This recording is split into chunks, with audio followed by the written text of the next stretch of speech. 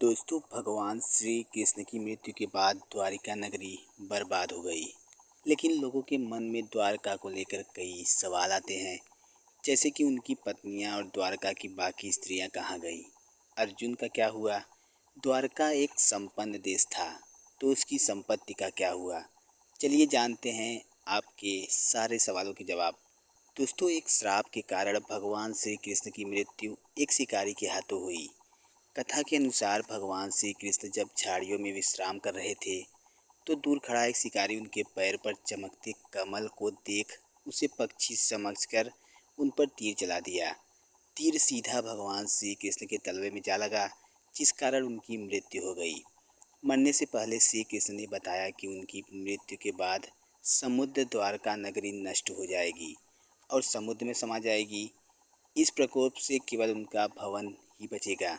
विष्णु पुराण के अनुसार श्री कृष्ण की मृत्यु के बाद उनकी पत्नी रुक्मिणी और जाम्बवंती ने अग्नि में प्रवेश कर अपने प्राण त्याग दिए। बलराम जी की पत्नी रेवती ने भी देह त्याग कर दिया। अर्जुन ने श्री कृष्ण और बाकी यदुवंशियों के शरीर का अंतिम संस्कार किया।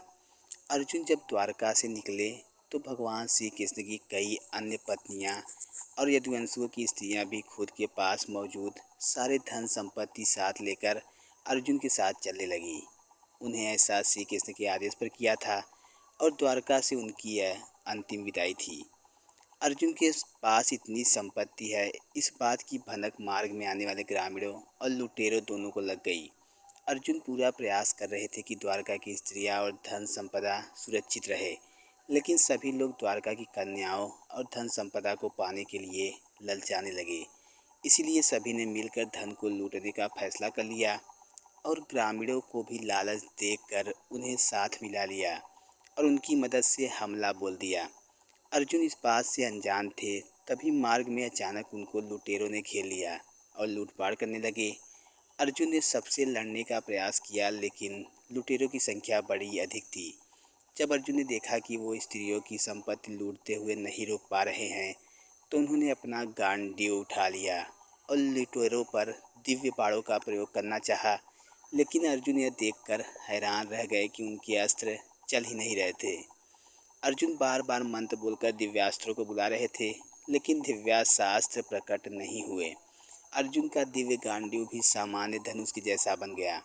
एक एक बाण से अर्जुन लुटेरों के समूह पर प्रहार कर रहे थे। अर्जुन ने सभी शस्त्र चलाकर देख लिए, लेकिन सभी प्रयास विफल रहे। अर्जुन बेबस होकर देखते रह गए और लुटेरे सारी धन संपदा लूटकर चलते बने।